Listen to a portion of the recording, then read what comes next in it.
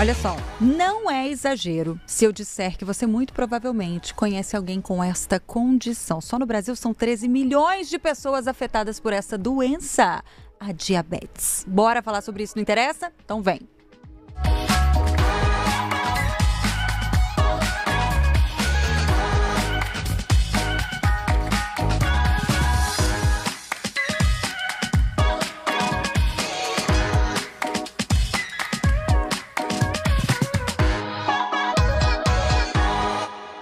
Gente, estamos chegando! Não Interessa Podcast, seja muito bem-vindo. Muito prazer, eu sou a Renata Zaccaroni. Você está ouvindo a gente nos principais tocadores de podcasts, nos vendo. No momento, apenas a minha pessoa, né? Mas tudo certo. Ah, já tá bom, não tá não? Não, tem meninas maravilhosas aqui. Você tá assistindo a nossa live nos canais O Tempo e O Tempo Livre no YouTube. E eu vou pedir mais uma vez para você se inscrever no nosso canal O Tempo Livre, tá bom? O Tempo também rola, mas já tem muita gente lá. Vem pro Tempo Livre, que é nosso ponto de encontro quando o assunto é saúde, entretenimento, relacionamento, fechou? Aí solta o like, faz toda a diferença pra gente também.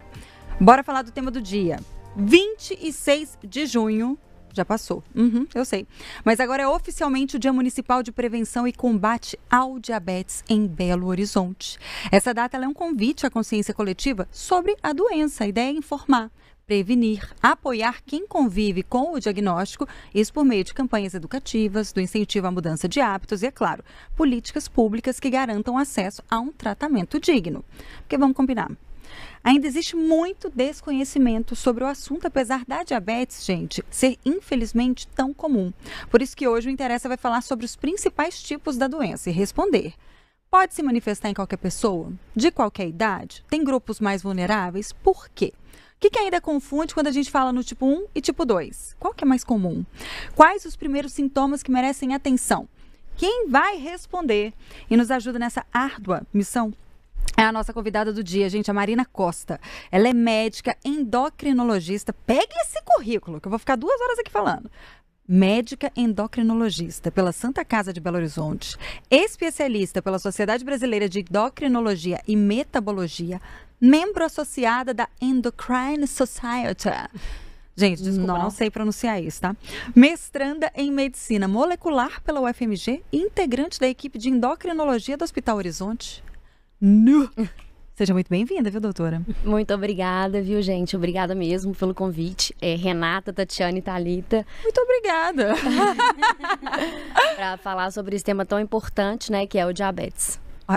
Eu queria só dizer uma coisa. Eu falei a diabetes, falei o diabetes. Eu vou ficar nessa hoje, tá, gente? Porque diz que... eu vou chamar as meninas porque diz que tá tudo certo. Né, Thalita Martins? Tá tudo certo. Aqui, pode falar do jeito que quiser. Vou canetar aqui com o meu currículo de letras aqui, né? Com o meu diploma de letras aqui, que tá tudo certo. Não existe erro, né? Ai, como ela é... Tá aqui comigo hoje, Thalita Martins e Tatiana Lagoa. Olá, Brasil. Aqui, ó, se for a diabetes, o diabetes, a diabetes, as diabetes, é ruim do mesmo jeito. Então, o importante é não ter. O importante é não ter. E se tiver, controlar, pelo amor de Deus. Isso é verdade. Bora lá, gente. Bora. O diabetes não é só um problema individual. Essa é uma questão, gente, de saúde pública. Eu já adiantei lá no comecinho que hoje 13 milhões de brasileiros, segundo a Sociedade Brasileira de Diabetes, convivem com a doença. E, infelizmente, a tendência, e segundo especialistas que foram ouvidos pela nossa reportagem, no caso o Rafael Vidigal Aroeira, a tendência é piorar. Que esse número cresça, tá? Acompanhando aí o envelhecimento da população, o aumento do sobrepeso e da obesidade, o que também está relacionado ao estilo de vida cada vez mais sedentário e cercado de ultraprocessados. Nossa, Zaccaroni, apocalíptica. Boa notícia, vocês querem? A maior parte dos casos pode ser evitada ou controlada com um diagnóstico precoce, informação, hábitos mais saudáveis.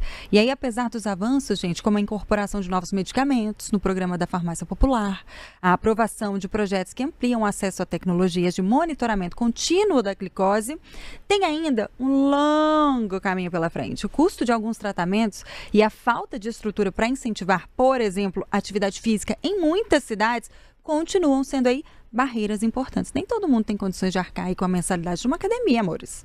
Entender os diferentes tipos da diabetes, do diabetes, de diabetes é fundamental, tá? Tem tipo 1, 2. Acho que esse é o mais comum, né, doutora? Calma, nós vamos falar sobre isso também.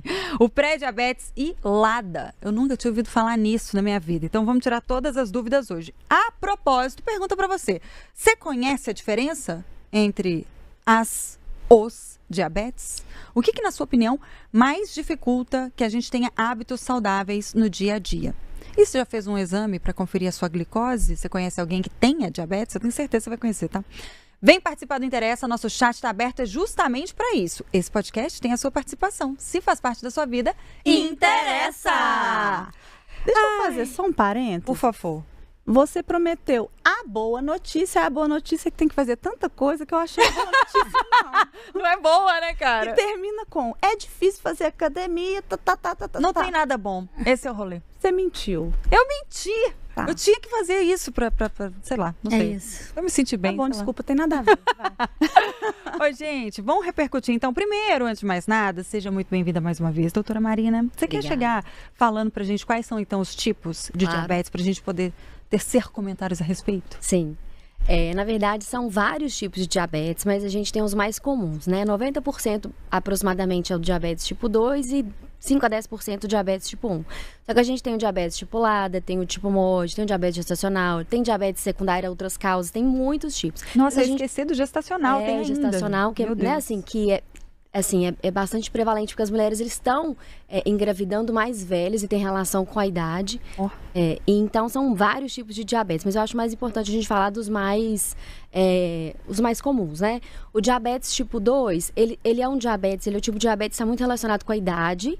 Então, pacientes acima de 40, 45 anos, está relacionado com sedentarismo, está relacionado com sobrepeso, está relacionado com o histórico de diabetes mellitus-gestacional e é um diabetes que a gente fala que a gente consegue prevenir, né? Então, aí entra a importância do pré-diabetes, que na verdade não é uma doença, é um resultado alterado de exame, no qual o paciente ele consegue detectar que ele pode vir a evoluir com diabetes tipo 2, né, neste caso, nos próximos anos, né? A gente fala que 50% dos pacientes com diagnóstico de pré-diabetes podem evoluir com diabetes. Se tiver esses fatores de risco, principalmente o diabetes tipo 2. Então, por isso é tão importante o exame, né? Esse é o diabetes tipo 2, né? Agora eu vou falar basicamente do tipo 1. O tipo 1 é um pouco diferente, assim, na verdade ele é bem diferente. O tipo 1 é uma autoimunidade. O corpo do paciente produz autoanticorpos e destrói o pâncreas. Então, o pâncreas, que é o órgão que produz insulina, ele para de produzir insulina, então o paciente fica com deficiência absoluta de insulina. Meu Deus. Então, são coisas diferentes. Um, a gente está falando de resistência, que é o diabetes tipo 2, quer dizer, você tem a insulina, mas não age. É como se não funciona a insulina. E o outro, você tem ausência. O pâncreas foi machucado por autoanticorpos, então o paciente não tem insulina. Então, ele tem que, desde o diagnóstico, já começar com a insulina. Eu não sei se ainda é pertinente, mas uns anos atrás ouvia-se muito falar em diabetes congênita e adquirida. Ainda se usa essa terminologia ou caiu? A gente fala mais sobre a questão de autoimunidade, porque a autoimunidade, ela pode acontecer em qualquer momento. É claro que a gente vê o diabetes tipo 1 mais comum em crianças, em adolescentes, mas pode acontecer em qualquer idade da vida. Então, a gente fala muito de autoimunidade. E o tipo 2 de resistência, que é quando o paciente tem a insulina, mas ela está resistente, ela não consegue agir. Agora, E aí doutora, tem outros tipos ainda, né? Depois Tem outros tipos. Não, só porque a gente abriu o programa falando do quanto que diabetes é comum. De fato, todo mundo conhece Tem alguém que tem. tenha diabetes. E eu acho que justamente por isso as pessoas não tomam tanto cuidado previamente, porque a gente fica com a falsa impressão que é uma doença assim. Todo mundo que você conhece que tem diabetes vive uma vida ali tranquila. Não é uma doença aparentemente normal. Então eu queria que você desmistificasse isso um pouco e trouxesse o que impacta na vida de quem tem diabetes. Não é para colocar o terror, não, mas é no sentido de trazer a realidade, né? Na verdade, eu vou falar primeiro o que eu acho que é o problema e depois falar o que eu acho que impacta. Eu vou perguntar para vocês três que estão aqui conversando comigo. Como que eu sei se o diabetes está bem controlado? Vocês têm alguém na família que tem diabetes? Tenho. Como que está bem controlado? Qual exame? Glicose. Não. Eita. Hemoglobina glicada. Eita. Se a gente perguntar para 10 pacientes qual que é a hemoglobina glicada desses pacientes, eles não sabem me falar. Para mim, essa é a principal barreira hoje. Tô falando do ponto de vista da minha opinião. Porque se você virar pro seu pai e falar, pai, você tá hipertenso, sua pressão é 200. você sabe que 200 está alto. Às vezes a pessoa fala até errado, 200 por 10, às vezes fala 10 por 20, mas existe um número. E aí a pessoa consegue identificar, opa, tá alterado, eu vou para o hospital, ou vou para a UPA, eu preciso marcar um médico. Agora, se você vira e fala, a sua hemoglobina glicada está 12, ninguém sabe o que é hemoglobina glicada. E é o padrão ouro para acompanhamento do diabetes. Então, na minha visão, isso é o que mais... É o mais grave, assim, do diabetes, que as pessoas não sabem quanto que é a glicada. Qual que é a glicada certa, qual que é a glicada dele, qual que é a glicada que ele precisa de atingir. E é isso que impacta nas complicações, que é a segunda pergunta que você me fez. Se o paciente tiver uma hemoglobina glicada maior do que 7, ele já aumenta o risco exponencialmente de ficar cego, de amputar, de perder o rim, de infartar, de ter AVC. Quem tem diabetes tem 2 a 4 vezes mais chance de ter infarto e AVC. O diabetes é a principal causa, né, de cegueira do Brasil, de pacientes ali entre 24, 25 a 70 anos. Não. É a principal causa de doença renal crônica, daqueles pacientes que vão ingressar em programas de hemodiálise. Gente, tô traumatizada. O interesse de segunda geralmente me traumatiza. Eu achava que era esse rolê, Tati. De, uma doença que tá tudo bem, todo mundo trata. Só que é uma doença silenciosa, infelizmente não dói. Eu gostaria muito que doesse no início, mas ela não dói, ela é silenciosa, então ela só vai dar complicação depois de 10, 15 anos de diagnóstico. E subnotificado, imagino, né? E o paciente tá lá há anos vivendo com aquela glicemia, ele não sente nada, porque não dói, porque é uma cárie, você vai no dentista, né? Você fica desesperado, diabetes não dói. E aí, quando você vai ver, amputa um dedo. Eu tive um caso de um paciente que ele descobriu que tinha diabetes porque ele furou o pé num prego. Esse caso me marcou na minha residência. Ele andou no centro o dia inteiro e quando ele chegou em casa à noite que ele foi ver que tinha um prego no dedo dele. Meu Deus do céu. É o pé diabético, né? O diabetes. Porque ele já não sentia o pé. Ele tinha neuropatia diabética. Ele já tinha 10 anos de diagnóstico que ele não sabia da doença. Meu Deus! Nossa. O paciente perde a sensibilidade, né? Eles perdem a sensibilidade dos pés. Por isso que a gente fala, tem que ter muito cuidado. Quem tem diabetes, eu falo, olha, cuida do seu pé igual você cuida, assim, da coisa mais importante do seu corpo. Você tem que saber cortar as unhas, você tem que saber lixar, você não pode ir em qualquer manicure, não pode tirar a cutícula, porque qualquer coisa abre uma ferida e não fecha. E o paciente perde a sensibilidade mesmo. Perde, assim, ele não sente. Agora, isso que você tá falando... eu vou te perguntar um negócio que pode não ter nada a ver, tá? Mas algumas pessoas têm as extremidades mais frias.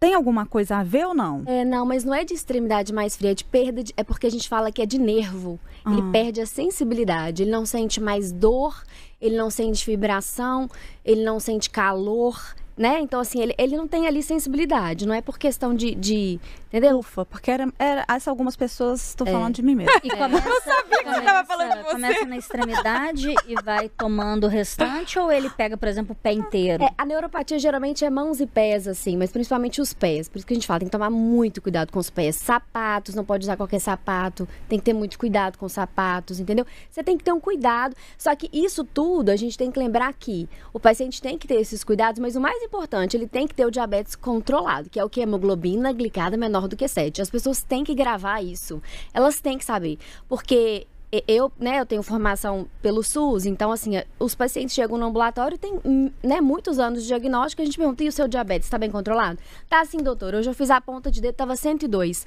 Uma ponta de dedo não é controle. Uma ponta de dedo está relacionada com várias coisas. O que é o controle é o padrão ouro, é a hemoglobina glicada. Quem faz o pedido desse médico é o endocrinologista. Pode ser o endócrino, pode ser o clínico, pode ser qualquer médico. Né? E as pessoas têm que saber esse número, é igual pressão. E é fácil conseguir pelo SUS? Porque plano de saúde, a gente sabe que esse é um exame tranquilo. Tranquilo, pelo SUS é tranquilo, é só pedir lá você pode até pedir uma glicemia, assim, eu tô falando agora do controle, do acompanhamento, não do diagnóstico, né? Mas é só pedir hemoglobina glicada, para o paciente ver se o diabetes está bem controlado ou não. Baseado nesse resultado é que o médico vai conseguir manejar, se ele vai aumentar a dose, se vai diminuir do remédio, ou se ele vai enfatizar a questão de mudança de hábitos de vida, entendeu? E a partir de que idade a gente começa a fazer esse exame? 35 anos. A partir tá na hora. de 35 anos, todo tá mundo na já hora, tem que ter uma glicemia Passou. E uma hemoglobina glicada. Ou se tiver algum outro fator de risco, se é um paciente sedentário, o paciente tem histórico familiar de diabetes na família, sobrepeso, obesidade, todas essas questões têm que ser consideradas, porque aí a gente precisa antecipar esse pedido de exame. Eu queria dar um passinho para trás, assim. Sim. Porque quando a gente fala de diabetes, acho que muita gente relaciona a doença diretamente com açúcar. Total. A gente fala de glicose, a gente fala de açúcar. E muita gente acha que é isso, é só comer doce. Se eu não comer doce, então quer dizer que a minha glicose deve estar ótima, então. E aí, qual que é a diferença desse açúcar? O que é esse açúcar? O que provoca, né, a diabetes? Na verdade, isso é importante a gente falar. E eu até queria falar sobre o que significa diabetes. Você é da letras? Diabetes é uma palavra grega, que ela significa sifão. Quer dizer, passar através de. É um paciente que toma muita água e faz muito xixi. Então, diabetes é de paciente que toma muita água e faz xixi. Mellitus, de mel, né? Então, diabetes mellitus. Mas, quer dizer, não é o paciente que come muito açúcar, é o paciente que, na verdade, ele está eliminando muito açúcar. Porque às vezes o açúcar pode ser transformado não simplesmente pelo açúcar mesmo. Qualquer coisa vira açúcar, né? O carboidrato. Então, assim, é isso que eu tô querendo dizer. Não é só aquele paciente que come muito açúcar. Qualquer substância vai virar o açúcar, né? No final das contas. Mas é aquele paciente que, sim, elimina muito açúcar porque o corpo dele não é capaz de colocar o açúcar para dentro. E a gente tem que evitar essas questões assim, não pode comer açúcar, tem que cortar o açúcar, não tem que cortar nada. Você estava esperando a boa notícia? Essa pelo menos.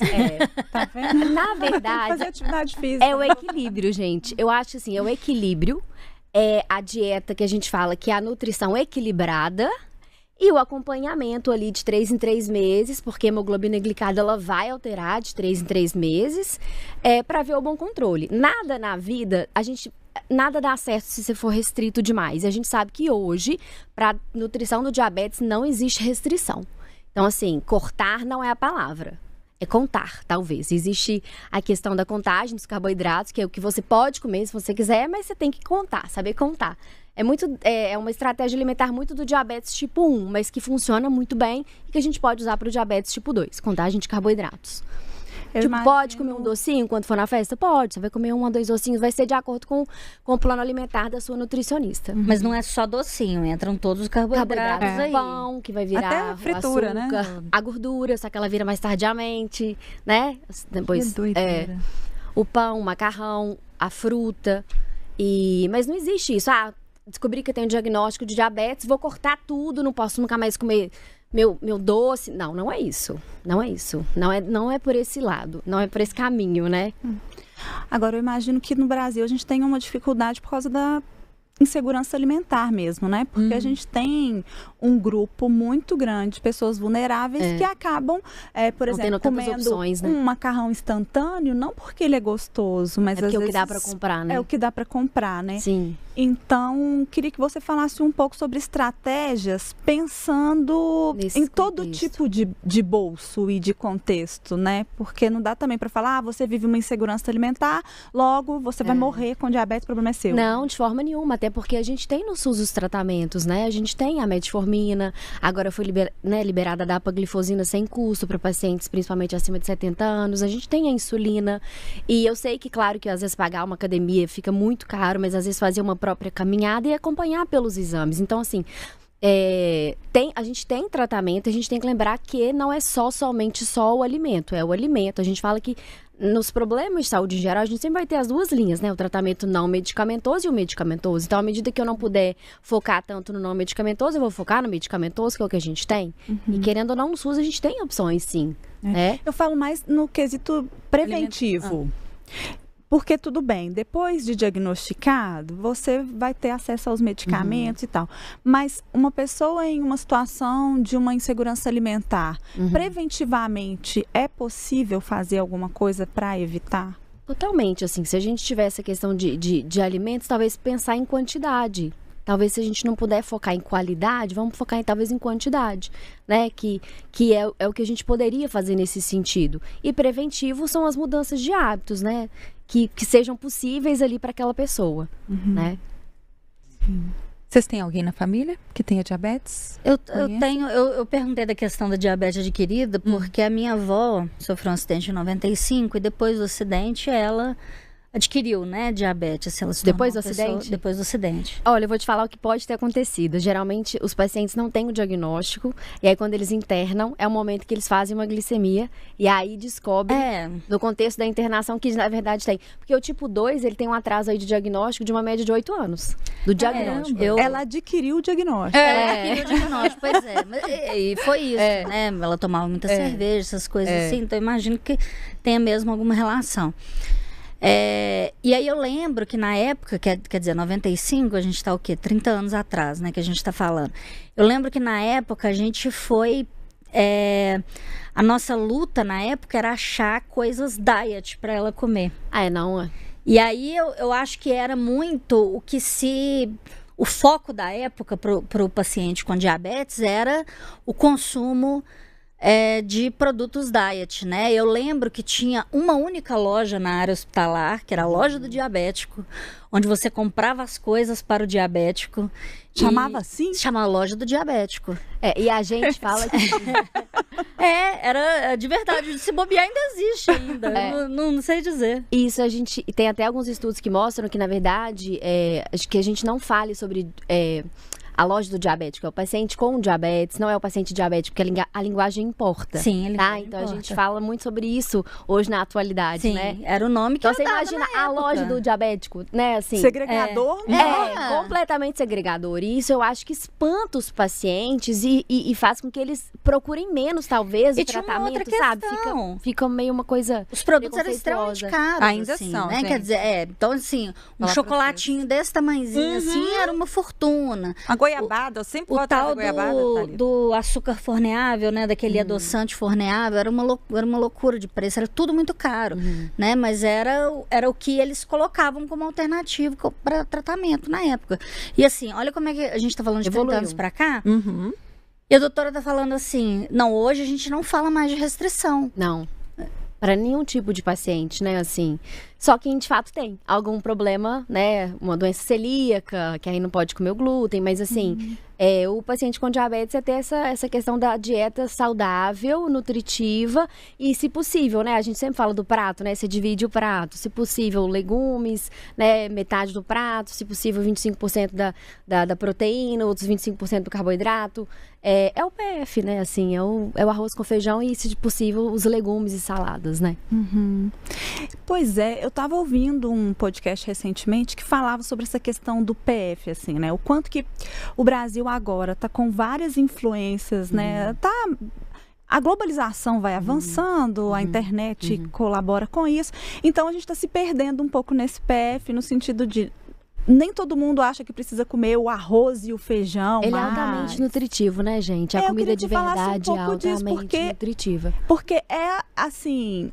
O DNA brasileiro, né? Quando a gente viaja para fora, a gente fala, que saudade do arrozinho com feijão. E as pessoas que moram aqui já não estão comendo tanto, até porque o feijão é mais difícil de fazer, é mais demorado para quem trabalha o dia inteiro, né?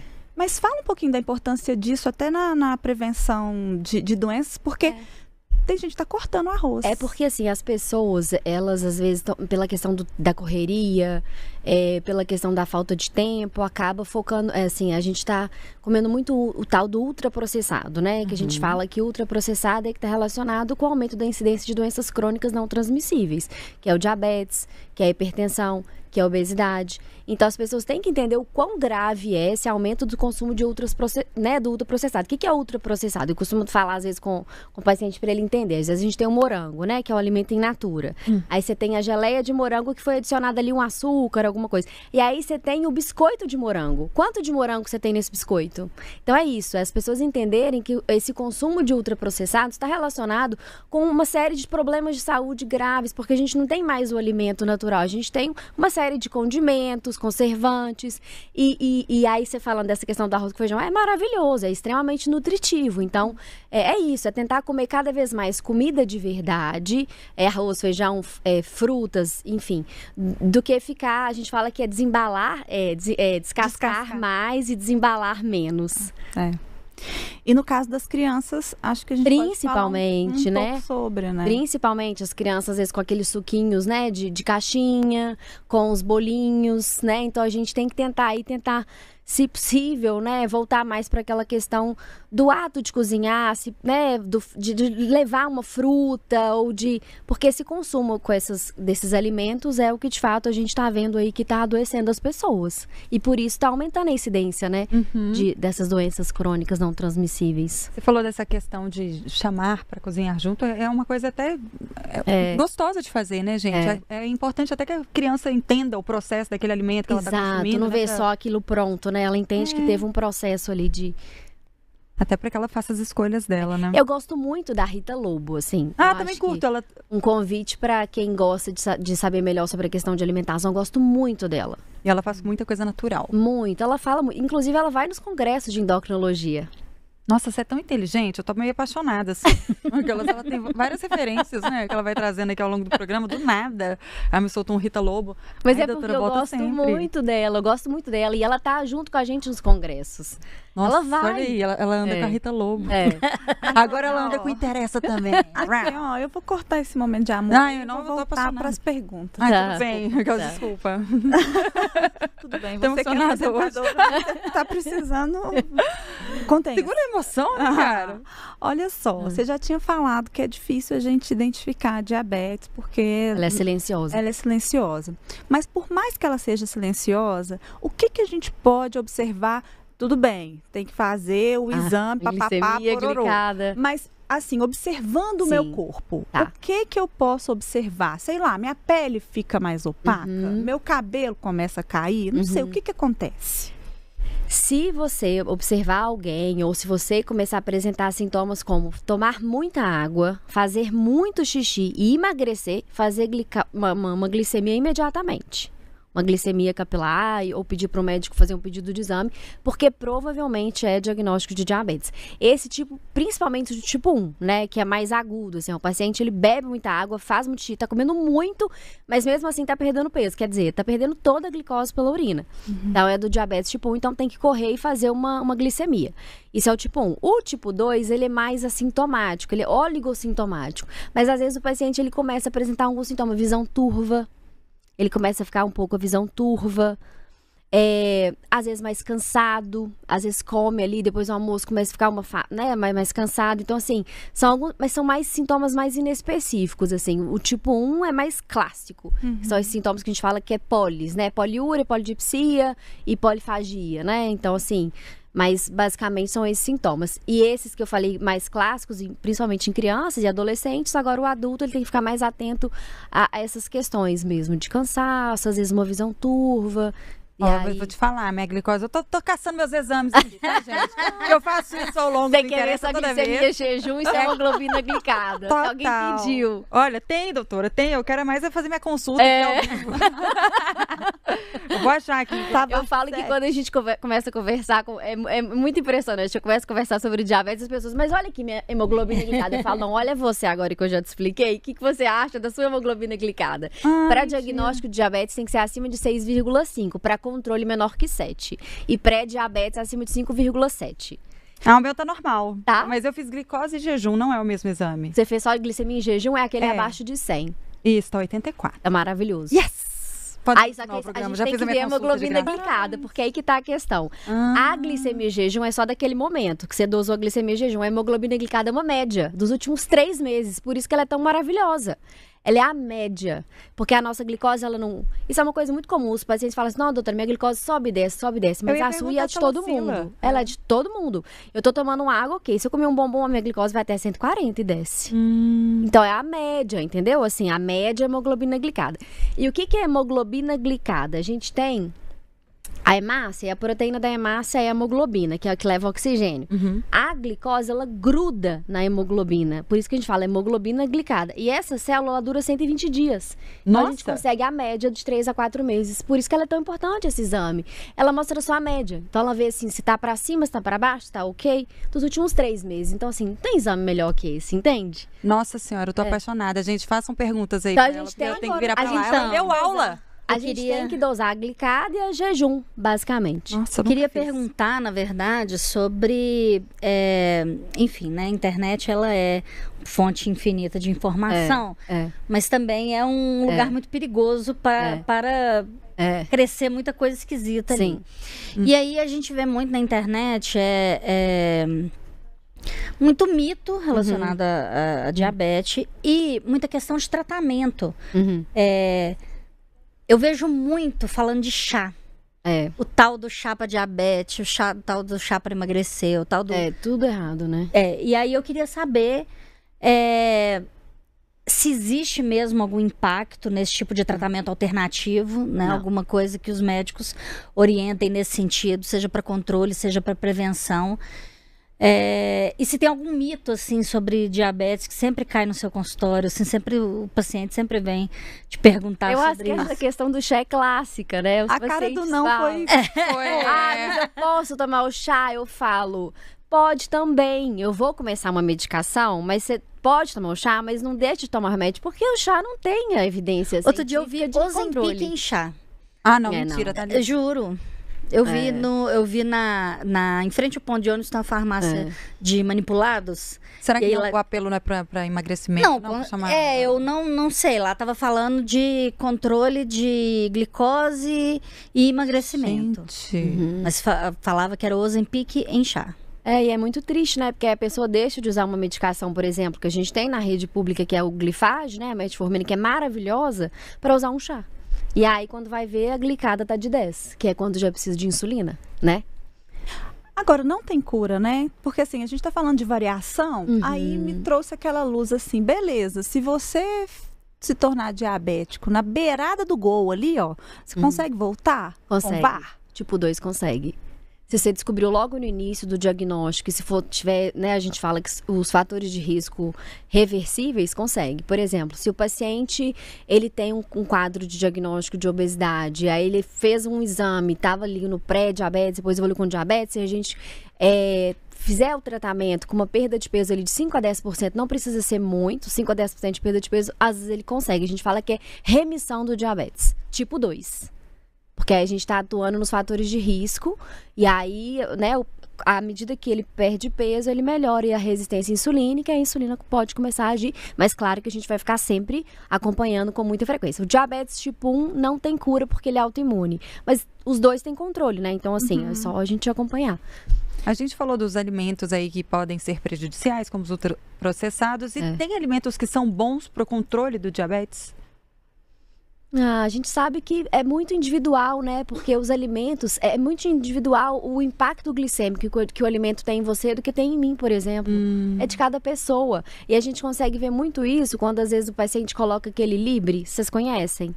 Que é um sistema de monitorização contínua de glicose. Porque a gente tem duas formas, né? Ou o paciente fura o dedo. Aquela bolotinha que coloca no braço. Ela é maravilhosa para você conhecer o impacto do alimento no seu corpo. É um adesivo? É um sensor em formato de uma moeda de R$1 que você coloca na região posterior do braço e você não precisa furar o dedo. Ela vai mensurando sua glicose continuamente. É muito caro, assim. É um dispositivo caro, assim, né? Que eu falo para uma população geral, mas é maravilhoso. Porque mede sua glicose continuamente dos últimos 14 dias. Então, você vai no médico, ele consegue ver todo o seu gráfico e você não fura o dedo.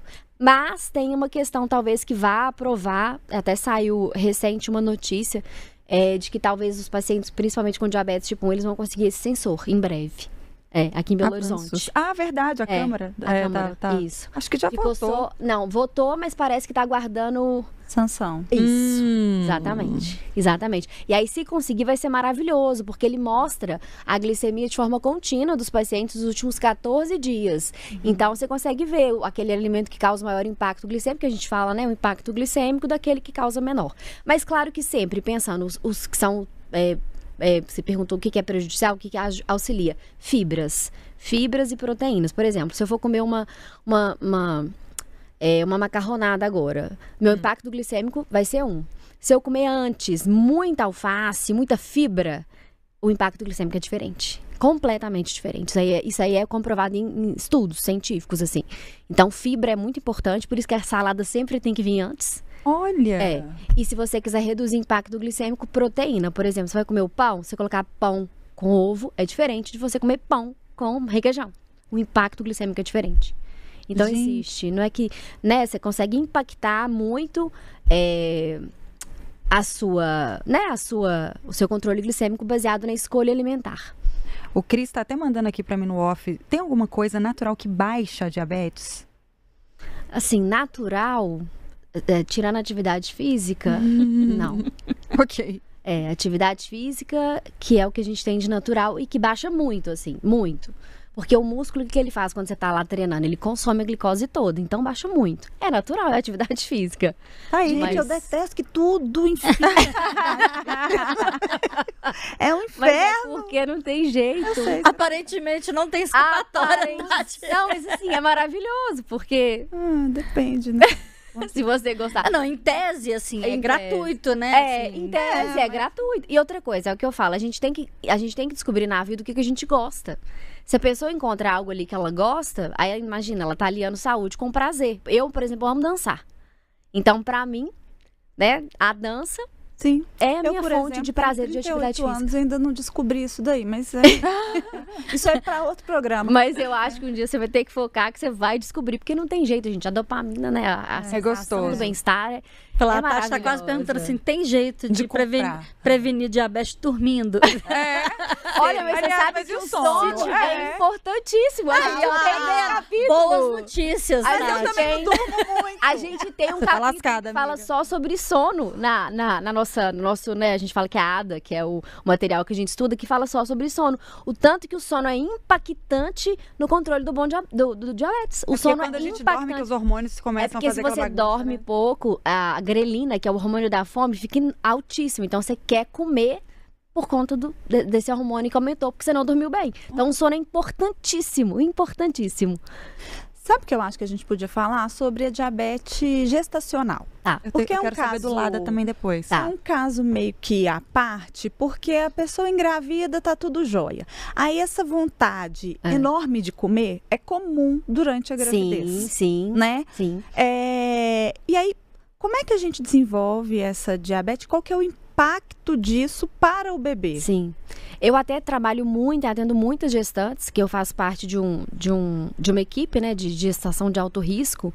E as mulheres sofrem muito quando elas têm o diagnóstico de diabetes gestacional, porque elas acham que a culpa é delas. Não, a culpa não é de vocês, eu sempre falo. Fique tranquila, a culpa não é de vocês.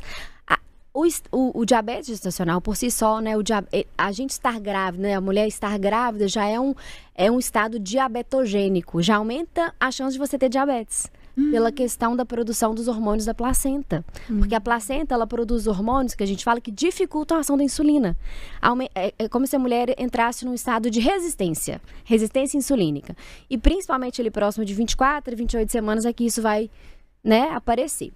Mas a gente tem duas formas de fazer o diagnóstico, tanto de glicemia do primeiro, né, no primeiro trimestre, a gente faz aquela glicemia jejum, acima de 92 já é diagnóstico de diabetes gestacional, ou você pode fazer aquele teste oral de tolerância à glicose, que é aquele líquido muito doce que você toma entre 24ª e 28ª e dá o diagnóstico também. Faz a glicemia jejum 1 hora depois e 2 horas depois. Importante lembrar que são valores diferentes quando você está grávida de quando você não está grávida, né? Porque... fora da gestação é uma glicemia jejum acima de 126 e na gestação 92. Olha quão é diferente o valor.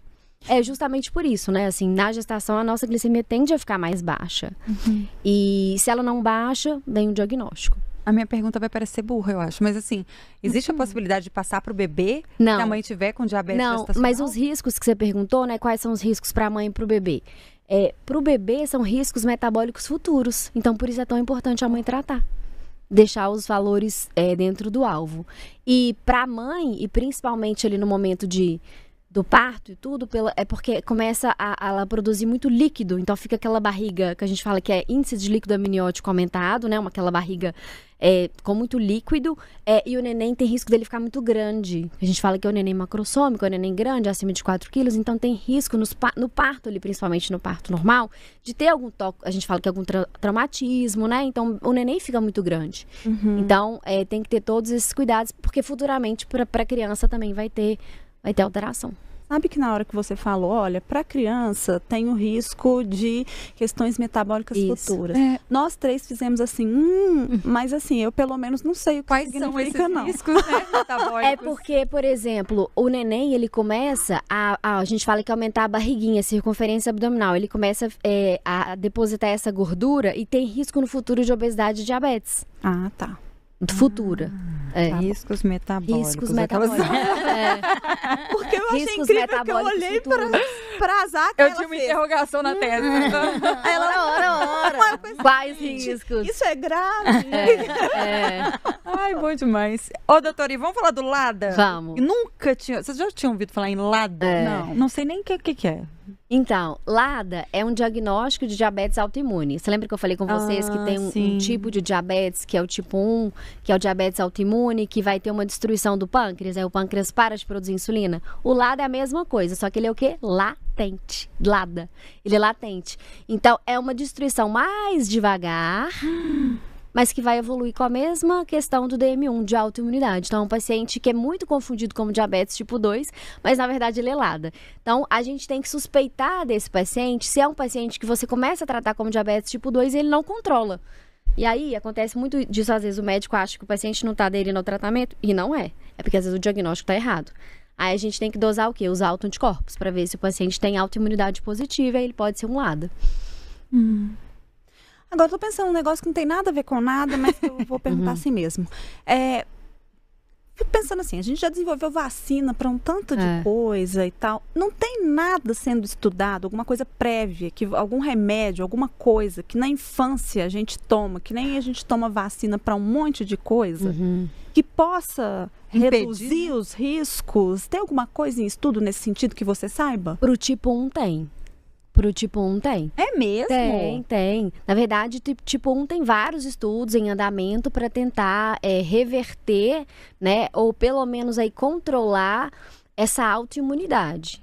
Só que nada ainda muito comprovado e muito certo para tratamento do tipo 1. Mas o tipo 2 a gente tem que pensar que o que eu posso fazer é mudança de hábitos, desde sempre, assim, pensar em mudança de hábitos. Mas o tipo 1 a gente tem sim.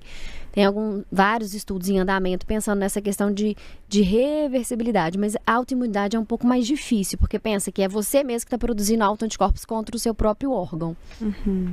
O Cristiano, ele só representando ele aqui, ele falou, nossa, hoje eu não ia à academia. Agora ele vai, tá vendo como é que o interesse tomou uma lavada. Eu acho que as pessoas tinham que ver, assim, é muito maravilhoso a glicose, o tanto que ela cai quando você vai na academia. Porque eu já coloquei Libre, né, assim, esse sistema de monitorização contínua de glicose.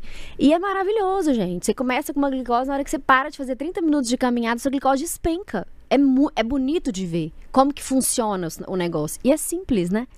Uma caminhada ali de 30 minutos. Não é muito. Não precisa ser muito. São 150 minutos na semana. O que seriam 150 minutos na semana? 30 minutos de segunda a sexta. A caminhada do estacionamento até que conta. Não, falando sério, se eu levar 10 minutos... Tem que ser uma caminhada ali vigorosa. Você tem que suar verdadeiramente. Mas assim, são 30 minutos de segunda a sexta. Então assim, põe um tênis e vai, não pensa, né? Tem que ser sem pensar. Assim, dá, não dá? Brincando aqui, 30 minutos tá, dá, não dá? Dá. Ou eu assim, ainda 50. não consegui, mas dá. Tenho quase certeza que é possível. Tem. Mas às vezes o que ajuda também é você ter o compromisso, né? Assim, eu tenho esse horário, porque às vezes você coloca assim, eu tô na academia, matriculado na academia, a academia fica lá o dia todo, você não vai a horas nenhuma. Mas se tiver um horário de uma coisa que você gosta de fazer, você acaba indo. Sim. Agora falando sobre emocional, o estresse, ele pode contribuir aí pra... pelo amor de Deus, gente, tudo leva a gente a ter diabetes, ué? Não tem jeito não. É um caminho. Na verdade, o estresse impacta na glicose, sim. A gente vê muito isso na prática. Às vezes, paciente que acontece alguma coisa, está mais estressado ou passa por alguma situação, o estresse, ele é hiperglicêmico, sim. Ele aumenta a glicose. Por causa do cortisol? Por causa do cortisol, hiperglicemiante. Eu queria fazer uma pergunta que é sobre a questão do efeito mental da glicose alta. Eu vou fazer uma pergunta também voltando naquele assunto. A minha avó, uma vez... Ela teve um pico de glicose de quase 400. E aí ela começou a falar coisas assim de forma desconexa. Ela falava sobre coisas assim, como se ela estivesse vendo coisa no ambiente que não estava lá e tal. A gente tomou um susto porque a gente não sabia que isso podia estar relacionado com a glicose dela. E aí quando a gente foi medir a glicose, que a gente viu que estava muito alta, que a gente correu com ela para o médico. E aí o médico falou que isso era um sintoma.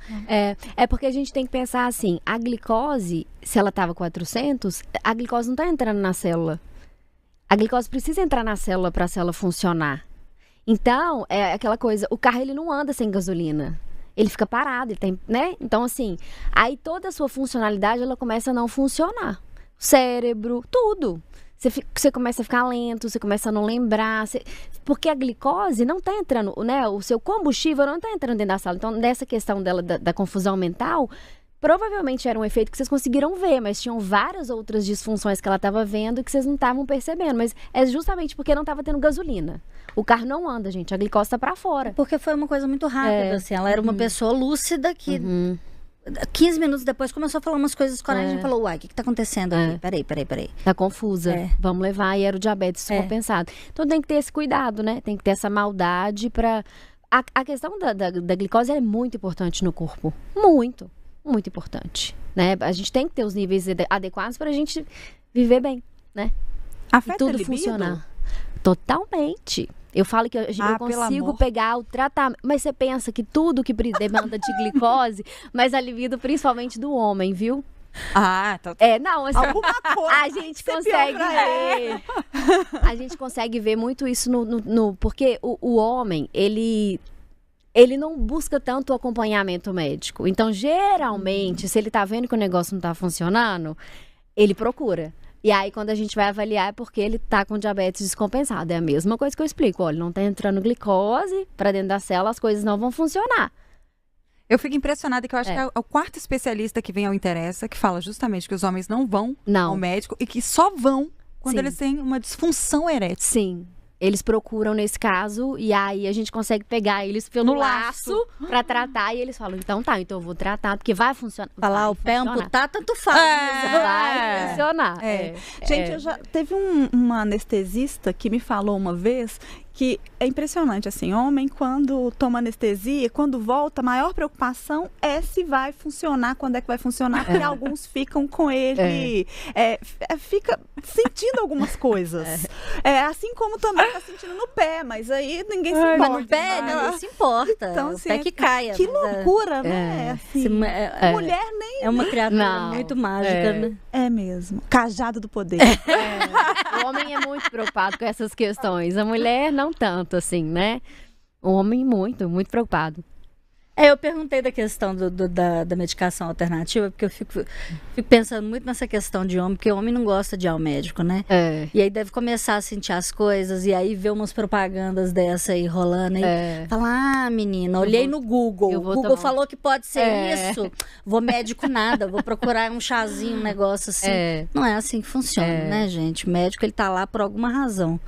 Ó, vou ler a participação da nossa audiência. O Júlio Stelmach. Será que eu pronunciei certo, Júlio? Me perdoa, tá?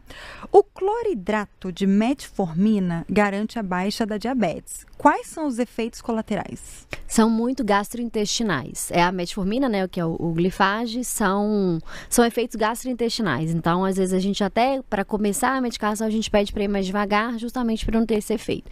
Então, pede para tomar porque geralmente a dose do tratamento do diabetes são 4 comprimidos no dia, 4 de 500. A gente fala que é 2 gramas dia. Então, são vários comprimidos às vezes. Então, a gente pede para começar devagar para justamente evitar esses sintomas gastrointestinais. Que é náusea? Principalmente, às vezes, tem paciente que relata muita diarreia. Não? E aí, às vezes, acaba descontinuando a medicação por conta desses sintomas gastrointestinais. Olha, eu falei certo o nome dele. Depois da conclusão da doutora, a minha felicidade foi ter falado certo, que ele mandou aqui, ó. Sim! Um beijo pra você, viu, Júlio? O José Afonso já passou por aqui também, mandando, adivinha o quê?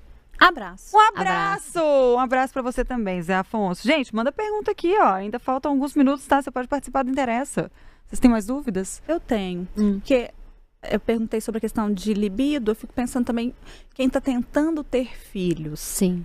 A diabetes pode impedir, atrapalhar, atrasar de alguma forma? A gente tem que pensar nessa questão, vamos considerar o diabetes tipo 2, né? Que às vezes é um paciente que está ali com obesidade e aí tem o diagnóstico de diabetes e tudo isso pode contribuir para a infertilidade, porque a gente fala que os homens principalmente, evoluem com homens e mulheres, né? Mas homem que é mais fácil às vezes de explicar, que eles evoluem com um quadro que a gente fala que é hipogonadismo funcional, que é a baixa produção das gônadas, dos testículos, funcional. O que é funcional?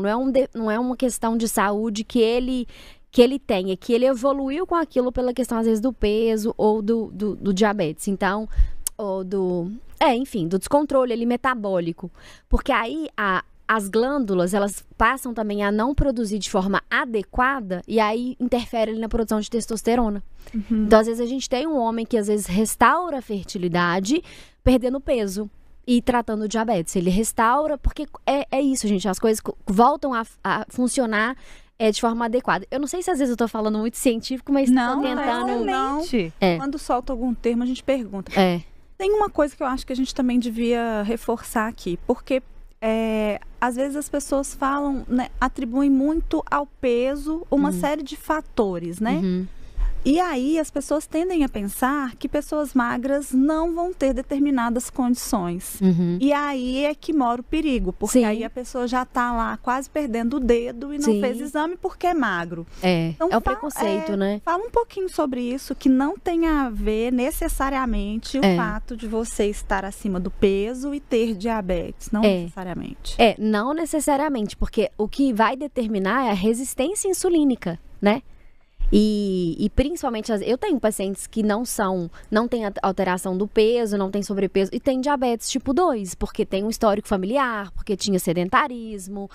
A gente até viu um vídeo um tempo aí numa rede social de uma menina falando que estava revoltada, porque como que ela estava com pré-diabetes, porque ela não estava entendendo, mas na verdade ela era sedentária. Então, assim, é isso, a gente tem que considerar que são vários fatores de risco, não são um só, né? Peso, sobrepeso é um deles, mas tem outros também, né? E a gente tem que considerar o sedentarismo, histórico familiar, às vezes paciente com síndrome dos ovários policísticos. Cara, eu ia perguntar sobre isso agora, porque a Boninha mandou que ela teve que tratar os ovários policísticos dela com metformina. É porque é resistência insulínica. Gente, eu não sabia. É um marcador de resistência insulínica. É resistência insulínica.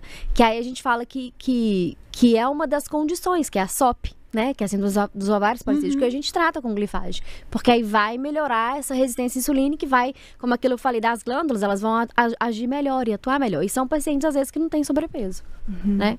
Perfeito. Eu tenho ovários policísticos. Eu também tenho, não sabia. É um marcador de resistência. Acho que muita mulher tem hoje esse trem, né? Ô, gente, o interesse tá acabando. Eu vou ter que falar isso pra vocês. Vocês querem fazer uma pergunta final? Senão eu vou embora. Pode ir embora. Vocês não falaram nada comigo hoje? Não, eu acho que assim, a doutora ela foi tão esclarecedora. Caramba, né? Foi aula. Mas então, acho só que a gente tem que reforçar como que a gente faz o diagnóstico, né? Glicemia jejum acima de 126, hemoglobina glicada acima de 6,5 ou aquele teste oral de tolerância à glicose acima de 200. Isso para diagnóstico. Para controle e acompanhamento, uma hemoglobina glicada menor do que 7. Pronto, se a gente souber esses números mágicos aí, eu acho que já vai ajudar muita gente. Olha o corte aí, Virgínia. Pode botar lá no Instagram. Doutora, antes de ir embora, o Lucas chegou. Aí eu vou ter que ler a participação dele, a gente vai ter só que ser um pouquinho mais rapidinho. Meu pai tem diabetes tipo 2. Depois que ele começou a tomar os remédios, ele está emagrecendo muito, inclusive perdendo a musculatura também. Por que isso acontece? O que a gente pode fazer? Todo emagrecimento, a gente tem uma perda de massa magra. É normal, né? Agora, esse excesso é que tem que ser avaliado em consultório, porque isso é muito grave, principalmente para o paciente idoso. Então, ele tem que voltar com o pai dele para o médico para avaliar, porque a gente tem no tratamento do diabetes as medicações que elas fazem perda de peso e as medicações que ganham peso. Então, talvez o médico vai ter que avaliar aí qual que é o melhor tratamento nesse caso, porque perda de massa magra para o paciente idoso é muito grave, porque está relacionado com quedas e, enfim, fraqueza. A gente fala que é a sarcopenia, que é a perda de massa magra. Doutora Marina Costa, endocrinologista e uma enciclopédia. A enciclopédia é tão antigo, né, esse termo? Como é que a gente fala? Um buscador. Ela é quase um buscador. Muito obrigada pela participação, obrigada, doutora. Você quer deixar seu arroba pro pessoal te seguir nas redes? Eu não sou muito atuante nas redes, não. Eu até tento. Low profile. Não, eu até tento, assim. Eu tenho um canal no YouTube, mas assim, é difícil, né? A gente fazer conteúdo, não é fácil, não. Mas é @doutoramarinacosta.endócrino. Pronto, anotou? Isso. A gente também tá no Insta, Isso. tá? É @programa interessa. Isso. Segue a gente também de uma vez. Isso. Obrigada mais uma vez, doutora. Tatiana. Beijo, assim, adorei o programa de hoje, tá? Adorei. Eu também, aprendi muito. E deu pra desmistificar muita coisa, né? Porque a gente fica pensando, como Thalitinha falou, se tomar chá resolve, se não comer açúcar resolve. A gente sai daqui sabendo que nada resolve. É o básico que resolve. Aceita. Atividade física, uma alimentação equilibrada e saudável. Isso resolve 90% das coisas. Maravilhosa. Thalita. Ai, também adorei o programa, aprendemos muito. Acho que saímos daqui também com uma boa sensação de que coisas simples também resolvem. Sim. Né? Talvez não seja simples fazer o simples, mas coisas simples resolvem. Simples é muito relativo. Sim, relativo, verdade. Obrigada, meninas. Foi muito bom estar com vocês hoje também. Você que está assistindo a nossa live, solta o like. A gente ganhou muito like aqui hoje. Gostei de ver. Pode continuar dando like então, tá? Inscreva-se também no canal de O Tempo Livre. Aí toda vez que a gente for começar uma live, ativa a notificação também. Você vai acompanhar tudo desde o início. E segue a gente lá no Instagram, que é @programa interessa. Um beijo e tchau. Tchau.